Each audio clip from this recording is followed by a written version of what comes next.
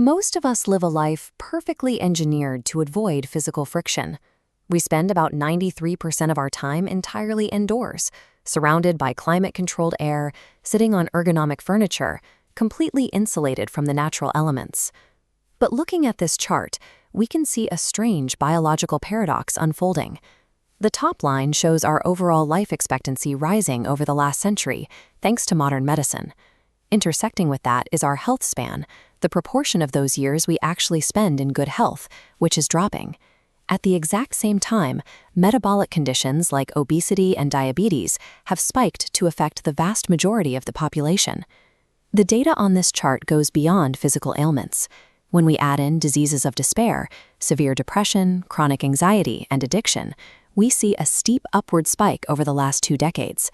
These conditions have become so severe, they are actively dragging down average life expectancy. We naturally assume that removing physical struggle from our lives maximizes our happiness and longevity. The data shows something else entirely. The perfectly engineered comfort we've built is actively wearing down our bodies and our minds. To understand why, we have to look back at the environment that actually forged human biology. For about 2.5 million years, our ancestors lived out in the open, constantly exposed to brutal weather, persistent hunger, and exhausting physical exertion. Because the world was incredibly harsh, humans evolved a strong biological drive to seek out any fleeting moment of safety.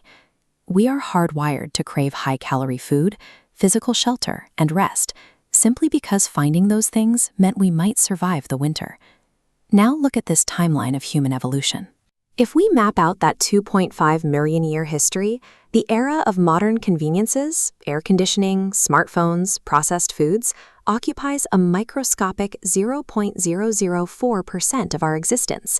We are operating a millions of years old biological machine built to survive extreme scarcity, and we have suddenly plugged it into an environment of absolute effortless abundance. So what happens to a brain engineered to constantly scan for life or death threats when it runs out of real problems to solve? A Harvard psychologist named David Lavari set up an experiment to find out. He showed participants a rapid sequence of 800 human faces and asked them to pick out the ones that looked intimidating or threatening. At first, people easily identified the genuinely scary faces. But halfway through the test, the researchers secretly stopped showing any threatening faces at all. Instead of realizing the danger was gone, the participants simply started labeling neutral, harmless faces as threats. This model explains a psychological glitch known as prevalence-induced concept change, or comfort creep. The human brain evaluates threats relatively, not absolutely. As you can see, when large, real threats vanish from our environment, our internal danger threshold just shrinks downward to fill the void. When you apply this glitch to modern life, it explains a lot. Our ancient threat detection software doesn't turn off when we are safe. It misidentifies low-stakes inconveniences, a traffic jam, slow Wi-Fi, or a bad presentation, as acute physical crises.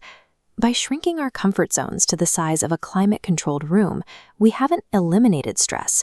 We've created a reality where we suffer intense, chronic anxiety over completely hollow problems.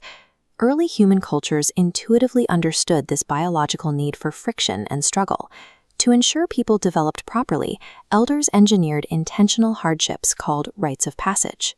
Young Aboriginal men would walk alone into the scorching Australian outback for months. Inuit children would venture into the freezing Arctic to hunt on the ice using basic spears.